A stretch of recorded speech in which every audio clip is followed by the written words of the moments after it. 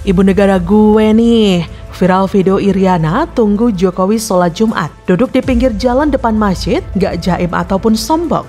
Begitu sederhana dan dicintai rakyat. Tetapi melihat Ibu Iriana menurut saya, bukan melihat dan mendengar kata-katanya. Lihatlah bahasa tubuhnya.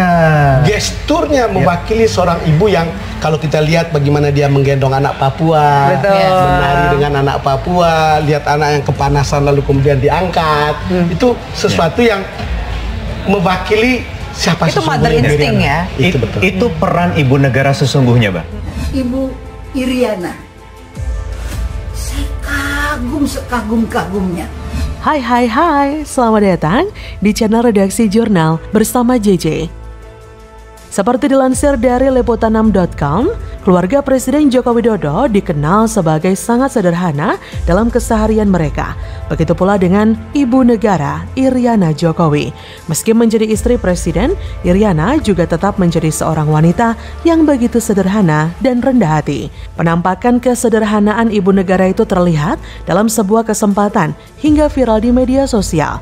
Saat itu, Iriana yang memakai hijab sedang menunggu Jokowi sholat Jumat di Masjid Al-Jihad, Desa Tanjung Agung, Kabupaten Bengkulu Utara, Bengkulu, Jumat 21 Juli 2023. Momen Iriana menunggu Jokowi di depan masjid dibagikan pemilik akun TikTok @jawiria2018 pada 22 Juli 2023. Saat itu, Iriana tampak sedang duduk dengan santai di pinggir jalan depan masjid dengan balutan kemeja batik, celana panjang, dan sepatu casual berwarna hitam. Iriana yang didampingi Pas Pampres tampak sabar menunggu Jokowi menyelesaikan sholat Jumat meski cuaca terlihat cukup panas. Sejumlah warganet bahkan mengatakan Pemda setempat sudah menyiapkan sebuah rumah warga di samping masjid tersebut agar Iriana bisa beristirahat sejenak sambil menunggu sang suami selesai sholat Jumat. Iriana juga bisa saja menunggu di dalam mobil kepresidenan yang nyaman dibandingkan duduk dan berpanas-panasan di depan masjid. Warganet yang melihat kesederhanaan Iriana Jokowi langsung menuangkan komentar pujian, seperti salah seorang warganet yang memberikan komentar berikut ini. Gapura itu akan jadi saksi bisu bahwa pernah ada seorang ibu negara yang sangat sederhana pernah duduk di situ. Yang lain memberikan komentar, ini fakta merakyat tulus dengan kesederhanaan seorang pemimpin negara, bukan pencitraan, tapi kenyataan kehidupan sehari-hari sederhana. Nampak dia ingin dekat dengan kami, tapi terhalang oleh protokol yang mengharuskan beliau dalam keadaan aman. Komentar warganet lain yang meyakini Iriana tidak keberatan dihampiri warga setempat karena memilih tidak masuk ke dalam mobil ataupun rumah yang sudah disiapkan. Namun keinginan itu tidak memungkinkan karena dirinya dikawal ketat oleh Pas Pampres.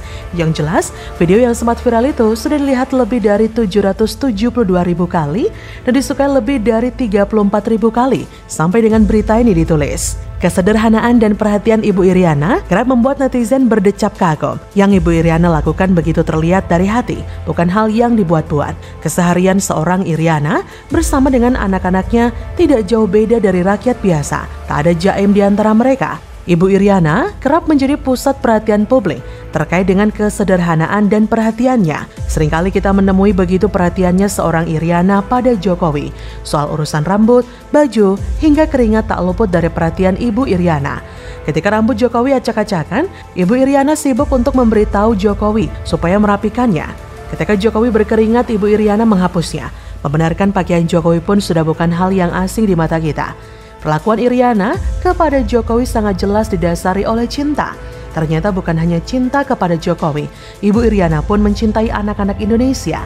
Tindakan-tindakan beliau yang begitu sederhana yang dilakukan sebagai wujud perhatian dan cinta pun diperlihatkan ketika merapikan baju anak-anak yang ingin berfoto bersamanya. She looks so natural, seperti layaknya seorang ibu di Indonesia pada umumnya. Masih banyak rasanya kalau saya mau jabarkan kekaguman saya, juga mungkin sebagian rakyat Indonesia, kepada Ibu Negara. Memang kehidupan beliau tidak harus dibandingkan mulai dari istri Bung Karno, Butin Soeharto, Ibu Ainun Habibie, hingga Ibu Ani Yudhoyono. Namun, bagi generasi masa kini yang dikepung dengan modernisme, gaya hidup hedonisme, dan perubahan sikap ketika seseorang menjadi istri pejabat, apalagi sebagai istri presiden, bagi saya, Ibu Iriana berhasil menunjukkan teladan yang sangat baik, inspiratif, dan patut dikagumi terutama soal kesederhanaan, cara hidup, dan kesabarannya. Jadi, bagaimana menurut Anda?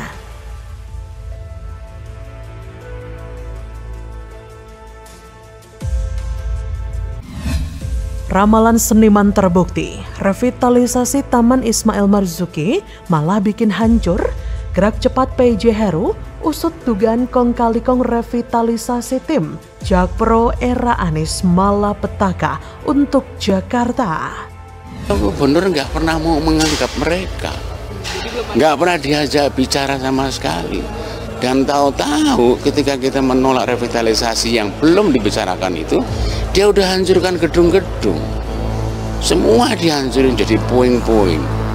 Pokoknya selama orang berpolitik itu masih menggunakan politik identitas, ke depan yang seperti ini akan terus terjadi. Pasti. Dan kayaknya orang-orang bodoh yang kepengen jadi pemimpin itu masih menggunakan praktik-praktik seperti itu. Politik identitas itu jahat. Kita ingin tahu detail masalahnya sesungguhnya apa. Jadi moratorium ini kita dorong dengan cara kita secepatnya akan memanggil saudara gubernur, Mas Anies Baswedan, DPRD, DKI, dan Jakpro. Halo, selamat datang di channel Redaksi Jurnal barengan JJ.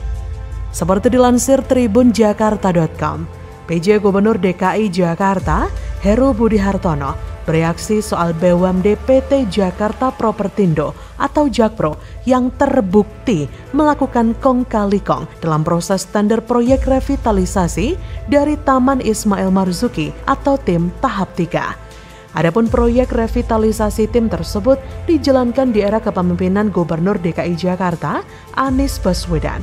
PJ Heru pun menyebut masalah Jakpro ini bakal dibahas lebih lanjut di internal Pemprov DKI Jakarta. Kata PJ Heru pada Kamis 20 Juli, nanti akan dibahas di internal kami ya. Ketiga perusahaan itu terbukti bersalah dalam perkara nomor 17/KPPU/L/2022 tentang dugaan pelanggaran pasal 22 Undang-Undang Nomor 5 Tahun 1999 terkait pengadaan pekerjaan proyek revitalisasi pusat kesenian Jakarta, Taman Ismail Marzuki atau tim tahap 3. Orang nomor 1 di DKI Jakarta ini pun mengaku bakal memanggil jajaran direksi Jakpro terkait kasus revitalisasi tim ini. Evaluasi menyeluruh pun akan dilakukan guna memastikan tidak ada lagi kasus persekongkolan jahat seperti itu di kemudian hari. Sebelumnya, KPPU memutuskan PT Jakpro terbukti bersalah dalam kasus persekongkolan proyek revitalisasi tim tahap 3 yang dilakukan di era Gubernur Anies. BUMD itu terbukti bersekongkol dengan dua perusahaan lain, yaitu PT Pembangunan Perumahan Persero dan PT Jaya Konstruksi Manggala Pratama.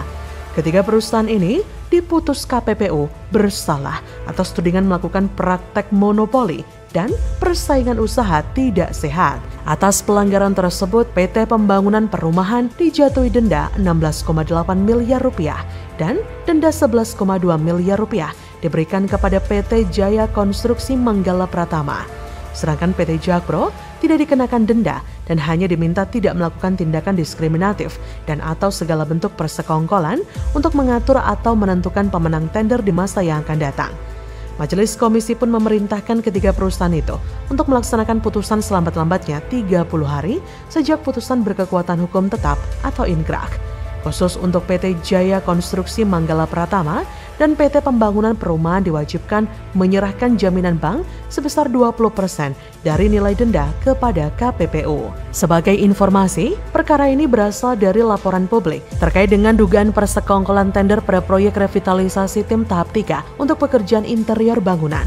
Dugaan persekongkolan muncul setelah pada 2021 lalu, Jakpro melakukan pembatalan tender tanpa didasari justifikasi yang sah dan dapat dipertanggungjawabkan. Kemudian Jakpro pun disinyalir memfasilitasi kedua perusahaan itu agar menjadi pemenang tender yang dilakukan ulang. Gerak cepat yang dilakukan PJ Heru dalam merespon adanya kong kali kong dalam pelaksanaan tender proyek revitalisasi yang melibatkan PT Jakpro akan menjadi langkah baru bagi kebaikan PT Jakpro. Di awal-awal revitalisasi tim oleh Anies memang sudah mengundang polemik karena tidak dilibatkannya seniman dalam proyek ini, asal gusur saja. Revitalisasi seolah-olah menghilangkan jiwa dari semangat tim yang dibangun pada 1968 oleh Gubernur Ali Sadikin tersebut. Tim memang sudah menjadi bangunan megah dan modern, tapi apakah itu mempunyai jiwa di dalamnya atau sekedar bangunan saja? Mengingat mall dan bangunan mewah sudah cukup banyak di Jakarta. Padahal inti dari seni itu ya murni seni, bukan semata-mata untuk mendapatkan keuntungan semata. Bukan sisi komersial saja, itu yang membedakan teater dan dunia hiburan mainstream. Tapi Anies tidak demikian. Anies tidak mengerti seni, yang ia tahu hanya kepentingan pribadinya dan menghancurkan wadah para seniman. Ujung-ujungnya yang turun tangan mengurusi adalah Presiden Jokowi. Miris memang karena Anies seolah menganggap tim hanya menjadi beban Pemprov DKI selama ini, dan itu sebabnya sekarang mesti dialihfungsikan menjadi pohon duit. Gila sih. Ironis memang karena bangsa yang besar itu adalah bangsa yang tahu menghargai sejarah dan budayanya. Kita yang ada sekarang ini adalah perjalanan dari sejarah. Menyedihkan banget, menyeramkan jika kemudian seorang Anies Baswedan melupakan sejarah dan mengukur budaya dari uang. Gak heran jika nantinya harga dirinya pun bisa dibeli dengan uang, karena memang uang itulah yang menjadi takaran dirinya. Benar-benar miris. Bagaimana menurut Anda?